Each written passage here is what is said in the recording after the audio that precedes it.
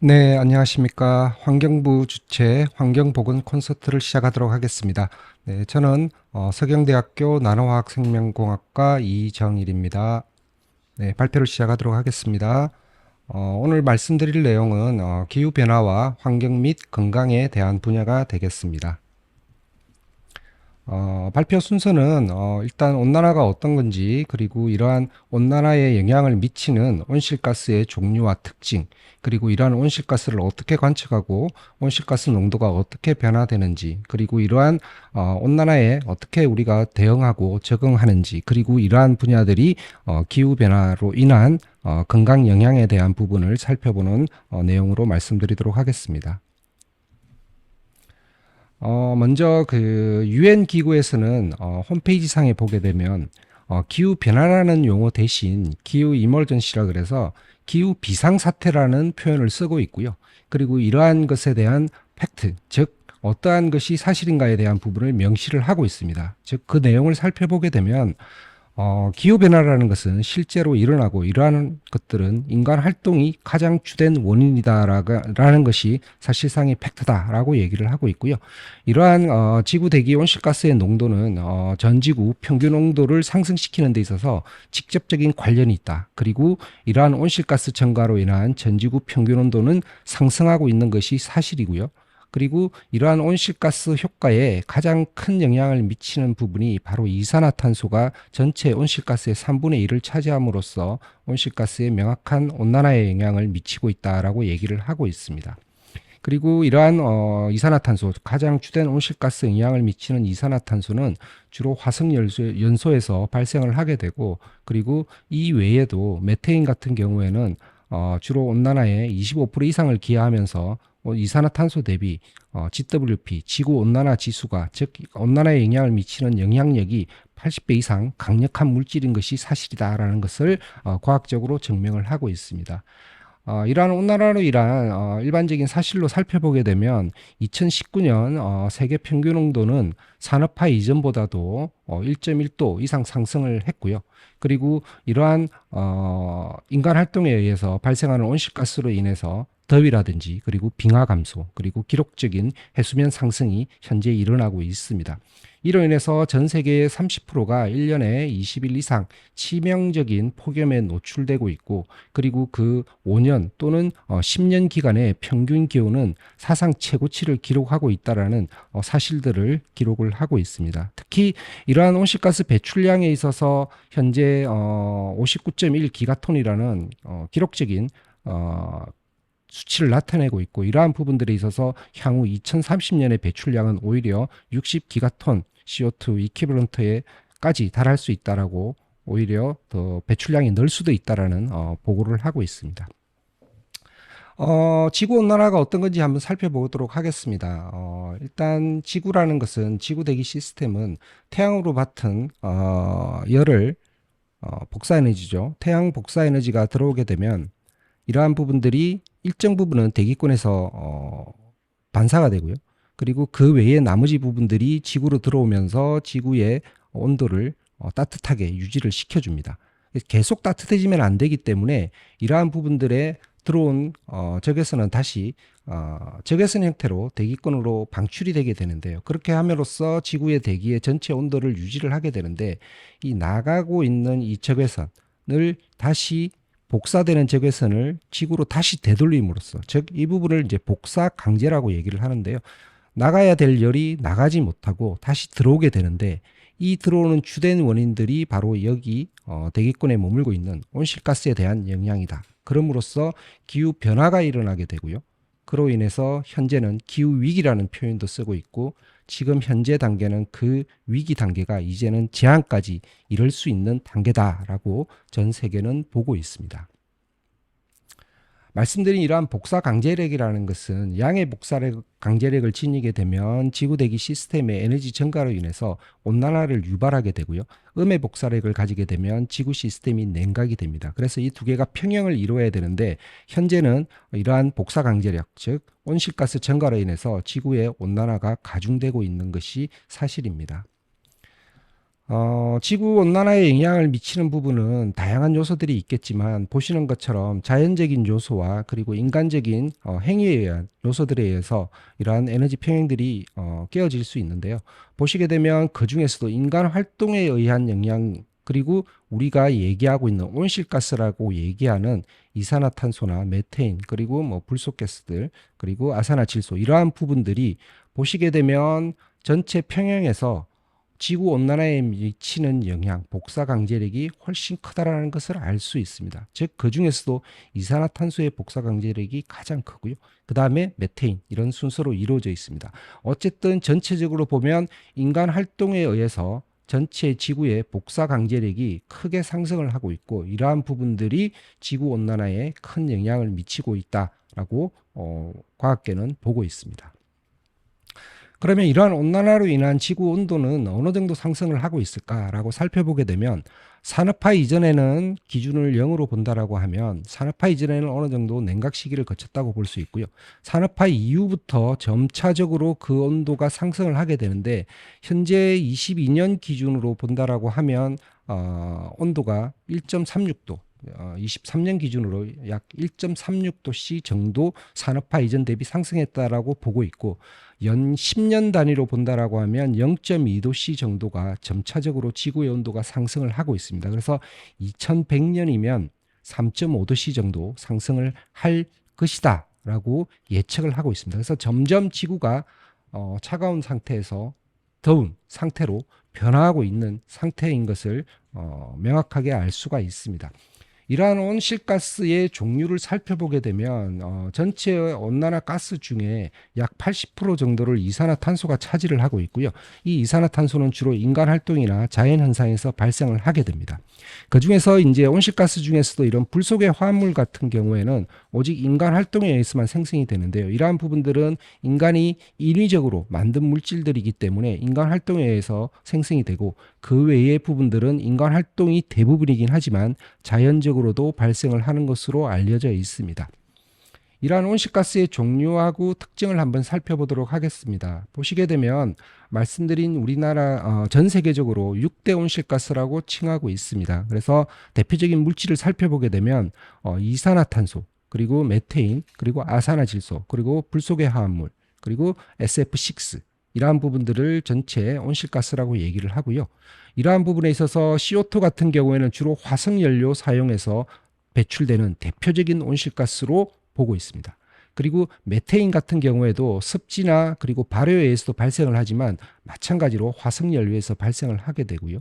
아산화질소 같은 경우에도 해양, 토양 등에서 발생을 하지만 화석연료 사용에서도 발생을 합니다. 즉 주된 부분이 화석연료 기반에서 다양한 온실가스들이 배출이 된다라고 볼 수 있고요. 그리고 인위적으로 만든 불속의 화합물 같은 경우에도 마찬가지로 지구온난화에 큰 영향을 미칩니다. 특히 우리나라 같은 경우에는 반도체 산업이 발달해 있기 때문에 이러한 불속의 화합물의 농도도 사실상 무시하지 못할 정도로 많이 배출되고 있는 것이 사실입니다. 이러한 지구온난화에 미치는 정도는 각 물질마다 다른데요.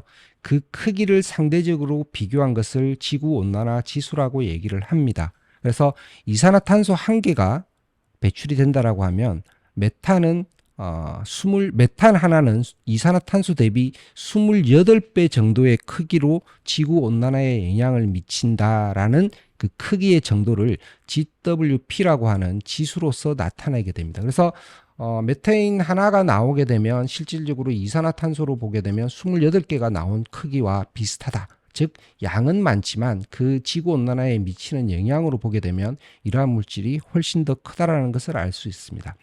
마찬가지로 N2O 같은 경우에도 이산화탄소 대비 200배 이상 큰 지구온난화 지수를 가지게 됩니다. 특히 이 N2O 같은 경우에는 래픽가스라 그래서 웃음가스라고도 얘기를 합니다. 그래서 보시면 그림에서 지구가 웃고는 있지만 실질적으로 웃는 게 아니다. 정말 아픈 상태이기는 하지만 이 N2O 같은 경우에는 래핑가스라 지구가 웃는 것처럼 보일 수도 있지만 실제적으로 지구는 상당히 아픈 상태다라고 보시면 됩니다. 그리고 F가스는 특히 그 양은 상당히 적지만 그 지구 온난화에 미치는 GWP라고 하는 수치가 보시게 되면 10,000 또는 20,000 이상도 됩니다. 그래서 그 영향력이 이산화탄소 대비 거의 20,000 배 이상 크다라고 이해를 하시면 되고요. 이러한 것들이 지구에서 라이프 타임, 즉 지속되는 그 정도가 갈수록 더 큰, 훨씬 더 대기권에 오래 머무른다라는 것도 알 수가 있습니다. 이러한 온실가스를 농도를 예측하고 감시하고 그리고 온실가스를 줄이기 위한 다양한 정책들이 실행이 되는데요. 특히 이 지구의 온도를 일정한 수준으로 유지하기 위해서는 온실가스를 잘 제어하는 게 중요하고요. 이러한 온실가스의 변화를 예측하는 것이 상당히 중요합니다. 그래서 전 세계적으로 이러한 온실가스뿐만이 아니라 다른 부분들도 예측을 하고 있지만 온실가스 중심에서 본다라고 하면 세계 기상기구 WMO라고 하는 곳에서는 지구 대기 감시 프로그램, 가우 프로그램이라는 것을 통해서 전 지구의 화학 조성에 대한 관측 자료를 측정하고 그러한 데이터를 이용해서 과학적인 연구를 많이 연구를 하고 있습니다. 그래서 전 지구적으로 현재 보면 관측망들이 존재를 하게 되고요. 그래서 지구의 평균적인 온실가스의 농도들이 어떻게 변화하고 있는지에 대한 부분들을 감시 모니터링을 하고 있습니다. 마찬가지로 유럽에서는 아이코스라고 하는 관측 시스템을 통해서 다양한 유럽 지역의 어떤 온실가스의 흐름들을 예측을 하고 관측을 하고 있고요.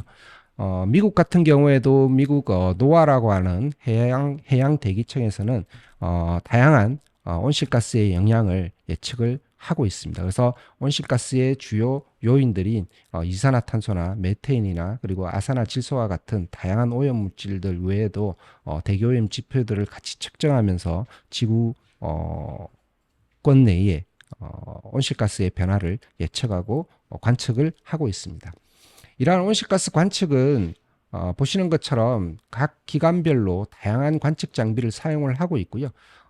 지금 현재는 대표적으로 대부분이 레이저를 이용한 방법을 많이 사용을 하고 있습니다. 그래서 CRDS나 그리고 OA 아이코스 또는 오프시스라고 하는 다양한 레이저 관측 장비를 사용을 하고 있고요.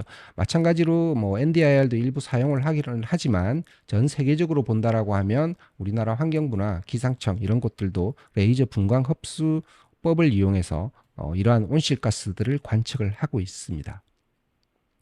그래서 이러한 대표적인 이산화탄소나 메테인 같은 경우에 온실가스 관측을 위해서 사용하는 장비들이 이런 레이저 분광 장치들인데요. 보시게 되면 이렇게 텅 빈 공간 속에 미러를 2개 또는 3개 정도를 두고 온실가스가 들어오게 되면 여기에서 레이저를 투과시켜서 그 레이저에 흡수되는 정도를 가지고 대기권 시료 내에 이산화탄소의 농도를 예측하고 관측을 하고 있습니다. 그래서 이러한 모양들의 장비를 이용해서 전 세계가 이산화탄소의 농도 변화를 관측을 하고 있다라고 보시면 될 것 같습니다.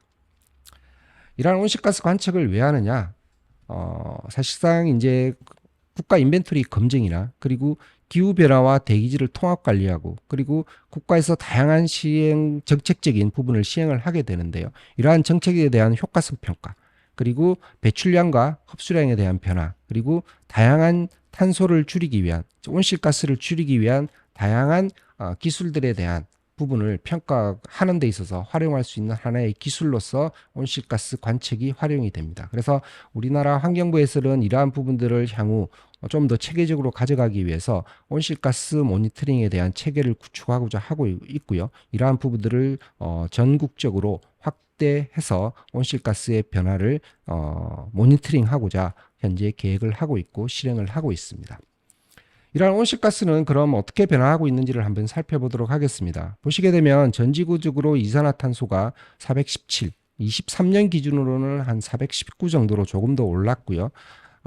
산업화 대비 수준보다 50% 이상 높은 수준으로 상승하고 있는 것을 보실 수가 있습니다. 점점 더 이산화탄소 농도가 올라간다. 이 얘기는 즉 지구의 온도도 올라갈 수 있다라는 얘기가 되겠습니다. 메테인 같은 경우에도 실질적으로 보시게 되면 산업화 이전에 일정 부분 빠르게 증가하다가 2000년 초반까지는 어느 정도 그 증가세가 약간 둔화가 되었습니다. 하지만 최근 들어 2007년 이후에 그 상승세가 증가하다가 가장 최근에는 그 상승세가 급격하게 증가하는 것을 볼 수 있습니다. 그래서 이러한 부분들이 온실가스의 영향을 또 영향을 많이 미친다고 볼 수 있고요. 전 지구적으로 보면 전 지구적인 평균 온실가스 농도 대비 우리나라의 온실가스의 농도 수준은 전 지구 농도 평균보다 약간 더 상승하고 있는, 조금 더 높은 경향을 보이고 있는 패턴을 보이고 있습니다. 이러한 온실가스에 영향을 미치는 것들은 지구온난화에 영향을 미치게 되는데요. 이를 저감하고 이러한 부분들을 관리하기 위해서 2015년 파리 협정에 따라 가지고 지구의 온도를 그러면 얼마까지 우리가 억제할 수 있을 것인가, 그리고 얼마까지 억제해야 되는가에 대한 부분에 대한 논의가 이루어졌었습니다. 그 앞에도 많은 논의가 이루어졌었고요. 현재 나오는 지구의 온도, 앞서 말씀드린 것처럼 한 1.36도씨 정도가 현재 산업화 이전보다 올랐는데요. 우리의 최후 방어선을 한 1.5도씨 이하로 억제하지 않으면 지구에는 상당히 위험하다. 그래서 1.5도씨 시나리오라는 얘기를 많이 하고 있습니다. 그러면 1.5도와 2도씨가 지구의 온도가 올라가면 어떠한 영향이 있는가를 살펴보게 되면 생태계, 그리고 폭염, 한파, 취약인구, 물 부족, 다양한 이러한 요인들에 대해서 1.5도씨만 올라가더라도 사실상 그 위험은 상당히 높다. 하지만 2도씨는 그 대비 더 위험하다라고 하는 부분이 과학적으로 잘 알려져 있습니다. 그리고 폭염 일수라든지 그리고 한파일들도 그 영향들이 2도씨에 올라가면 훨씬 더 커지게 되는데요. 이러한 커지는 영향은 뒤에서 다시 한번 더 살펴보도록 하겠습니다. 그리고 취약인구 같은 경우에는 2도씨가 되게 되면 2050년 최대 수억 명이 취약해질 수 있는 그러한 상황이 발생을 할 수 있고요. 그리고 2도씨가 지구 온도가 올라가게 되면 최대 물 부족 현상은 최대 50%까지도 증가할 수 있다라고 하는 위험성을 제시를 하고 있습니다. 그래서 이러한 온실가스 감축을 위해서 전 세계가 노력을 하고 있고요. 특히 넷제로라는 표현으로서 온실가스를 감축을 하겠다라고 하는 다양한 목표를 세우고 현재 실행을 하고 있습니다. 그래서 유럽권 같은 경우는 P4P55라고 해서 그러한 정책을 세워서 다양한 분야에 대한 온실가스 감축을 실행을 하고 있고요. 미국 같은 경우, 그리고 일본, 중국, 전 세계가 온실가스 감축을 위해서 배출권 거래제, 현재 기업체들을 통한 배출권 거래제도 다양하게 시행을 하지만 에너지 분야에 대한 다양한 정책들을 시행을 해서 온실가스를 저감하고자 하는 노력을 진행을 하고 있습니다. 마찬가지로 우리나라도 온실가스 대응을 위해서 많은 노력을 하고 있습니다. 그래서 2050 탄소 중립 추진 전략을 수립을 하고요. 그리고 2030년 우리나라의 국가 온실가스 감축 목표를 제시를 했습니다. 그래서 스트레스 본다라면 2050년까지 탄소 중립 추진 전략을 세우고요. 그리고 2030년까지의 온실가스 감축 목표, 그리고 이러한 것을 실행하기 위한 다양한 시나리오와 다양한 국가 R&D 전략을 수립을 해서 온실가스 감축에 상당한 노력을 기하고 있습니다. 특히 우리나라 같은 경우에도 기존의 35% 대비 감축하는 것을 목표로 했지만 이러한 부분들이 1.5도씨 시나리오에는 부족하다라고 느끼고 있기 때문에 온실가스 40% 감축 목표를 실제적으로 세워놓고 있고요. 이러한 부분들을 달성하기 위해서 에너지 전환이라든지 산업 분야, 건물, 수송, 다양한 분야에서 온실가스 감축을 위한 노력들을 준비하고 이행을 하고 있습니다. 앞서 말씀드린 이제 온실가스를 줄이는 부분은 이제 온실가스를 대응한다라고 해서 대응하는 측면이고요. 어쨌든 이러한 대응에도 불구하고 지구의 온실가스로 인한 지구의 어떤 온도 변화로 인한 지구 대기 시스템이 변화하게 되면 사람은, 생물은 거기에 따라서 적응을 해서 살 수밖에는 없습니다. 그래서 이러한 부분들을 또 향후에는 어떻게 적응하면서 살아갈 수 있을지에 대한 적응 대책을 각 부처들이 수립을 하고 있습니다. 그래서 환경부, 기상청, 행안부 이렇게 다양한 부처들이 기후변화 적응 대책을 수립을 하고 있고요. 이 기후변화 적응 대책 수립은 환경부에서는 시행 의무화에 따라 가지고 현재 기후변화 적응을 위한 기반 마련과 적응 대책에 대한 수립과 그 이행을 지금 현재 실시를 하고 있습니다. 기상청 같은 경우에도 이제 전 세계 그 WMO라고 하는 세계 기상기구하고 같이 기후변화에 대한 영향을 측정을 하고 있는데요. 그러한 기후변화에 대한 온실가스 농도 변화에 대한 과학적인 자료들을 제공함으로써 이러한 부분들이 보건 부분에 활용이 되고, 그리고 폭염이나 감염병 연구들에 활용될 수 있도록 이러한 자료를 제공을 하고 있습니다. 행안부는 이제 이런 기후 변화에 대한 재난의 규모가 점차 커지고 있기 때문에 이러한 부분들에 대응하기 위해서 관계 부처 합동으로 기후 변화 대비 재난 관리 체계 개선 대책을 수립해서 진행을 하고 있습니다.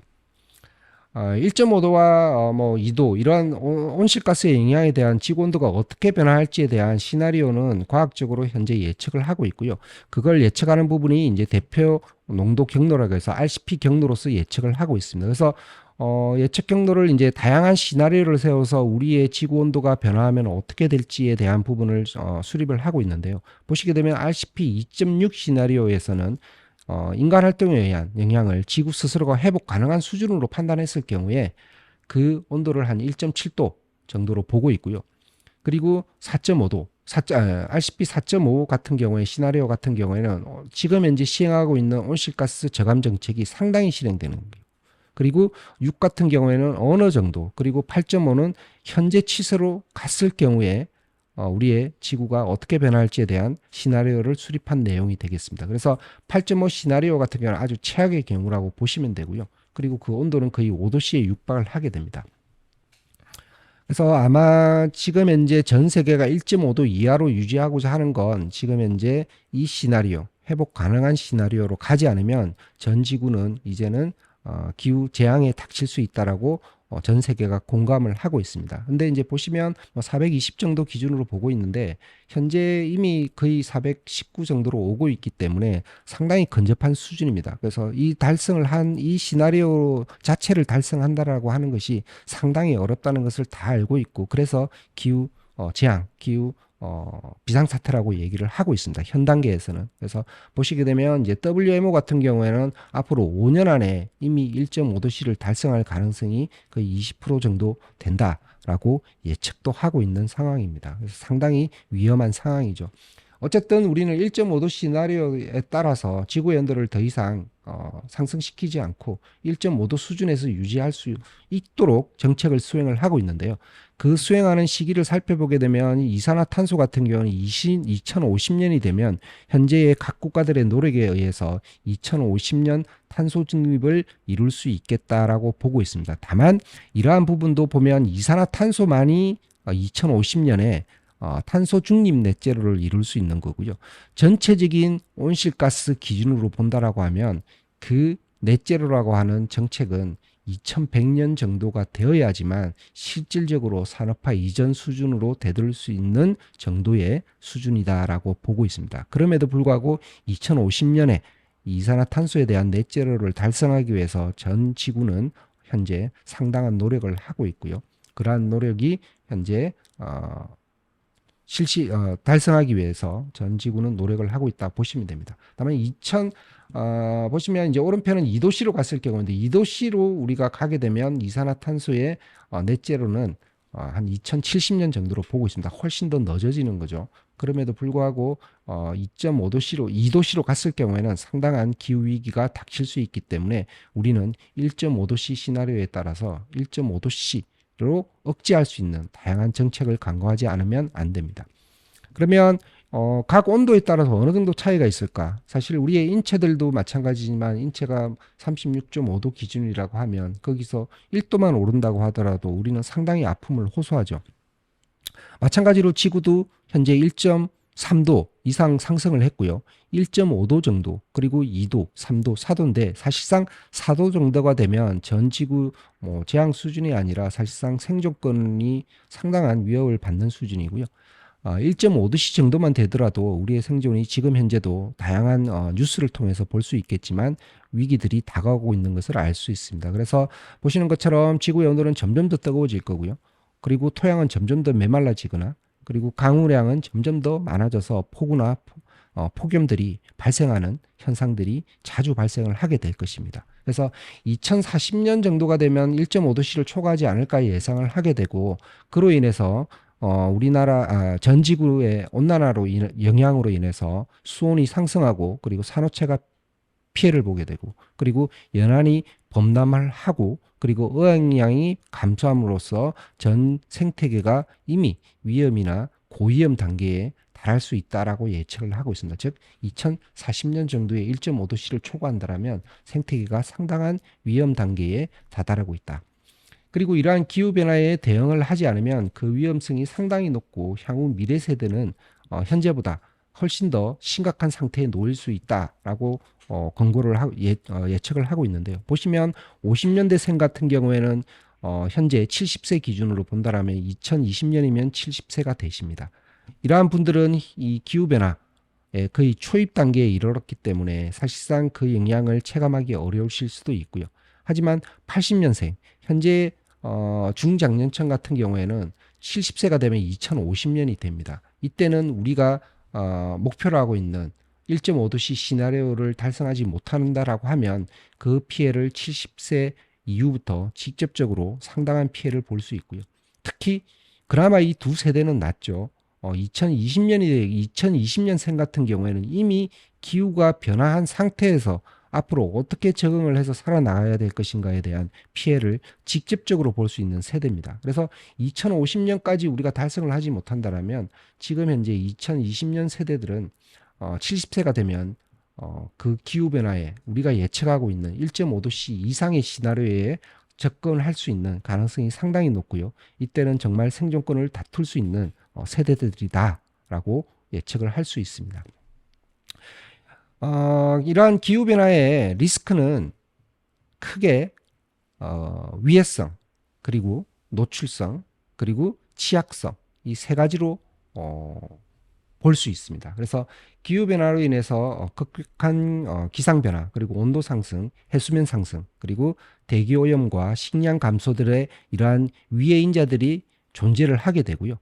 이러한 위해 인자들에 우리가 이제 노출이 되는 거죠. 그래서 인간과 에너지, 물, 식량, 보건 체계 등이 이러한 위해 인자들에 노출이 되어서 직접적으로 우리 인체에 건강 위험 요소로 작용을 해서 인구적인 변화라든지 그리고 생물학적 변화 그리고 건강 상태 등이 상당히 취약해지게 되고 그로 인한 결과로서 사망률이 증가하게 되고요. 그리고 열, 호흡기 질환, 수인성 질환, 인수공통 감염병, 정신건강 등의 피해를 초래한다라고 하는 건강 피해를 보여주고 있습니다. 이러한 건강 영향에 대한 부분은 크게 범람, 그리고 가뭄, 그리고 열파에 의한 피해, 그리고 열대성 저기압 폭풍, 그리고 산불, 그리고 해수면 상승 이러한 부분들이 대표적으로 알려져 있고요. 본 자료는 가장 최근에 이러한 피해들이 단순히 범람의 형태로 이루어지는 게 아니라 보시게 되면 이러한 기후 위해, 범람이라고 하는 위해 요소에 다다르게 되면 이러한 부분들이 건강, 물, 토지, 그리고 사회 기반 시설, 기타 다양한 부분에 영향을 줄 수 있다라는 겁니다. 그래서 보시게 되면 범람을 하게 되면 기본적으로 산사태도 발생을 할 수가 있겠죠. 그리고 이 범람 자체로는 직접적으로 사망과 부상의 위험을 초래를 할 수 있습니다. 그리고 이 범람이 생기게 되면 해안이 침식을 하게 되는 물적인 영향의 부분에 영향도 나올 수 있고요. 그리고 사회 기반 시설이 피해를 받게 되고 마찬가지로 범람함으로써 작물이 피해를 받을 수 있습니다. 이로 인한 영향으로 벡터라고 하는 우리가 얘기하는 알고 있는 위의 곤충들 이러한 부분들의 서식지가 확대되고 마찬가지로 범람을 함으로써 식량에 대한 불안 요소가 가중되고 그리고 수분이나 습도가 증가함으로써 우리에게 감염성 질환이라든지 그리고 정신적 건강 문제 그리고 식량 불안에 의한 영양실조 그리고 호흡기 질환과 같은 다양한 요인들에 대한 건강 결과를 초래할 수 있다라고 잘 알려져 있습니다. 마찬가지로 가뭄 같은 경우에도 이러한 부분들이 식량 부분 그리고 생계, 가뭄으로 인한 이주 그리고 미세먼지의 어떤 증가 그리고 더불어서 벡터와 같은 다양한 위해 곤충들이 번식을 함으로써 건강 영향을 초래할 수 있는 부분이 있겠습니다. 그래서 나머지 부분들도 폭염 같은 경우에도 열질환 단순히 우리가 열 관련 질환뿐만이 아니라 이러한 폭염이 생기면 가뭄에 또 영향을 주게 되고요. 산불도 발생을 할 수 있고 이러한 가뭄은 다시 토양 부분, 토지 쪽에 영향을 줄 수도 있고 그리고 물 분야인 회수 분야에도 영향을 줄 수 있고 이러한 부분들이 다시 연계되어서 전체적으로 우리에게는 심혈관, 호흡기 그리고 감염성 질환과 같은 다양한 피해를 유발할 수 있다라고 알려져 있습니다. 그래서 기후변화와 건강 영향이라는 것은 단순히 기후가 변함으로써 온도가 올라가고 해수면이 올라가는 것뿐만이 아니라 이로 인해서 다양한 병원균들의 번식과 그리고 식량 작물의 감소로 인한 식량 안보에도 상당한 위해를 끼치고요. 그리고 마찬가지로 식품에 대한 위해성 그리고 물 부족이나 이러한 부분에 따른 위생 상태의 어떤 피해들 다양한 요소들에 영향을 미친다라고 볼 수가 있겠습니다. 그래서 마지막으로 말씀을 드리자라고 하면 2050년까지 기후 변화로 인한 경제적, 인면적 손실들도 상당히 큰 것으로 예측을 하고 있고요. 특히 COP28이라고 하는 기후 변화에 관한 당사국 총회에서는 이러한 부분들을 COP28에서는 복원의 날을 최초로 선언을 했고 여기에는 120개국 이상이 선언을 하고 그리고 이 기후변화에 대한 적극적인 대처를 다짐을 한 상태입니다. 그래서 현재의 기후변화는 단순히 기후위기, 기후변화가 아니라 기후 비상 상태의 단계이고 건강 측면에서 바라보자라고 하면 건강 비상 상태다라고 우리는 인식을 해야 되고 이러한 부분에 상당한 적극적인 대응이 필요하지 않을까 생각이 듭니다. 이를 위해서 정부와 기업, 사회 그리고 전 세계의 인구들은 이러한 비상 상태에 대비하기 위한 영향을 미리 파악하고 대비해 나갈 수 있는 자세를 적극적으로 가져야 되지 않을까 하는 바람입니다. 네, 이상으로 발표를 마치도록 하겠습니다. 질문에 올려주시면 다시 질의응답 시간에 답변을 드리도록 하겠습니다. 네, 감사합니다.